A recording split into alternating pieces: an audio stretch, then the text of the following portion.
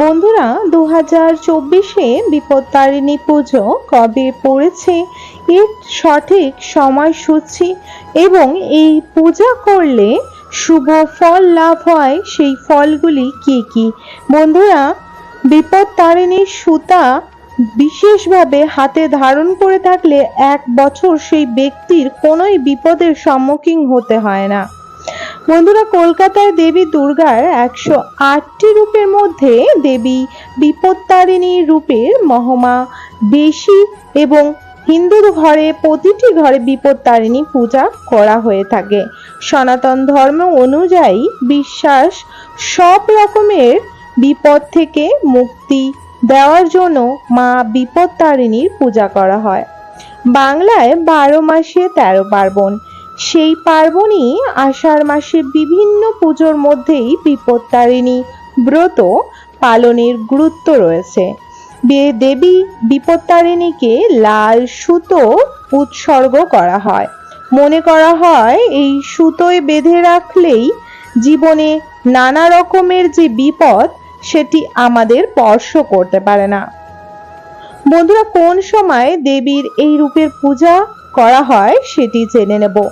তার আগে একটি রিকোয়েস্ট করব, আপনারা সম্পূর্ণ রূপের ভিডিও তথ্যটি দেখুন।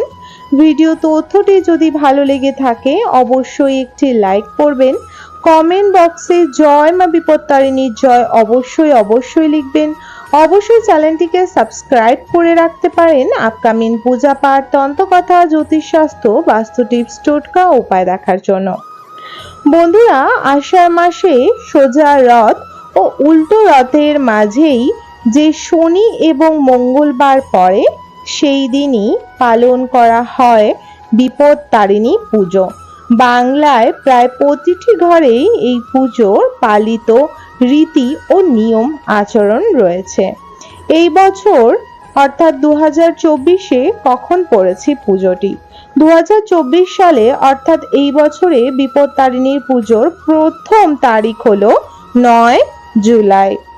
বাংলা ক্যালেন্ডার অনুসারে দিনটি হলো 24 আষাঢ় 1431। বিপত্তারিণীর ব্রত পালনের দ্বিতীয় দিনটি হলো 13 জুলাই শনিবার। বাংলা ক্যালেন্ডার অনুসারে দিনটি হলো 28 আষাঢ় শনিবার। বন্ধুরা, এই পুজোর বিশেষ কিছু নিয়ম রয়েছে। বিপত্তারিণী 13 রকমের ফল ও 13 রকমের ফুল এবং 13 রকমের মিষ্টান্ন সহকারে পূজা করা হয়। এমনকি নিয়ম অনুসারে যারা উপবাস করে তাদের 13টি খাবার বা ফল খেতে হয়। এছাড়া 13 রকমের লুচি বা 13টি লুচি বানিয়ে কিন্তু খেয়ে থাকে অনেকে। কিন্তু যারা পুরো নিয়ম নিষ্ঠা মেনে করে তারা কিন্তু 13টি ফল বা 13 রকমের মিষ্টি আহার করেই কাটায়। তাই অনেকে যারা উপবাস করে সারা দিনটি থাকিতে পারবে না, পূজার শেষে 13টি লুচি খাওয়ার প্রচলন রয়েছে। এই পুজো মেনে চলা হয় অনেক কার্য। সর্বপ্রথম এই ব্রত লাল সুতো দেওয়ার নিয়ম রয়েছে। 13টি গিট দেওয়া সুতো দেবীকে অর্পণ করা হয়। সেই সুতোয় 13টি দূর্বা বাঁধা হয়। ব্রত পালনের দিন চালের কোনো খাবার খাওয়া যায় না, যেমন ভাত, মুড়ি, চিড়ে এই জাতীয় খাবার দ্রব্য একদমই খাওয়া যায় না। এই দিন মহিলারা আলতা সিঁদুর পরে দেবীর পূজা আরাধনা করেন। বন্ধুরা, এই দিন বিশেষ করে আপনারা যখন মাকে পূজা করতে যাবেন তখন অবশ্যই লাল, সবুজ, হলুদ, কমলা, গোলাপি এই ধরনের শেডের কালারের শাড়ি, বস্ত্র যেটি আপনি ধারণ করে যান না কেন এই কালারের ধারণ করে যাবেন।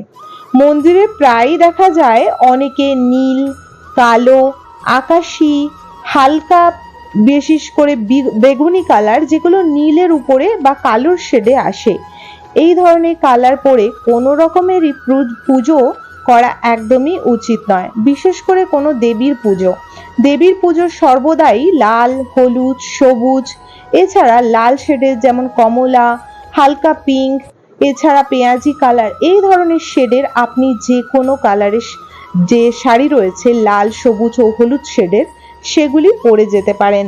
এর ফলে মায়ের অশেষ আশীর্বাদ বর্ষিত হবে। যে কোনো কাজের শুভ অশুভ রয়েছে, যেমন বিয়ে করার সময় যতই দামি এবং কোটি টাকারও বস্ত্র হলে কেউ কালো কালারের শাড়ি ধারণ করেন না, তেমন পুজো করার সময় এটি মাথায় রাখা উচিত। যতই কোটি টাকা দামের শাড়ি বা বস্ত্র যেটি আপনি ধারণ করে যাবেন, সেটি কিন্তু ধারণ করা যাবে না। স্বাস্থ্যমতে বলা হয় কালো রঙের শেডের, কালো আকাশি নীল রঙের যে শেড রয়েছে, এই ধরনের বস্ত্র পরে পূজা করলে সেই পুজো স্বীকারযোগ্য হয় না। তাই আপনারা সারাদিন উপবাস করে মায়ের কাছে নিজের পরিবারের মঙ্গল কামনায় পূজা আরাধনা করবেন। তাই পূজাটা যেন মা স্বীকার করেন, সেই দিকে অবশ্যই ধ্যান দেবেন। আশা করব বন্ধুরা আজকের ভিডিও তথ্যটি আপনাদের ভালো লেগেছে।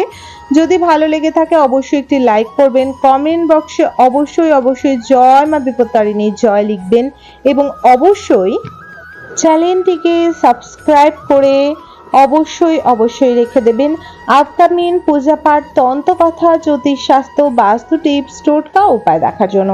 সকলে ভালো থাকবেন, সুস্থ থাকবেন। জয় মা দেবী কালীর জয়, জয় মা বিপত্তারিণীর জয়, জয় মা কালী। হরে কৃষ্ণা।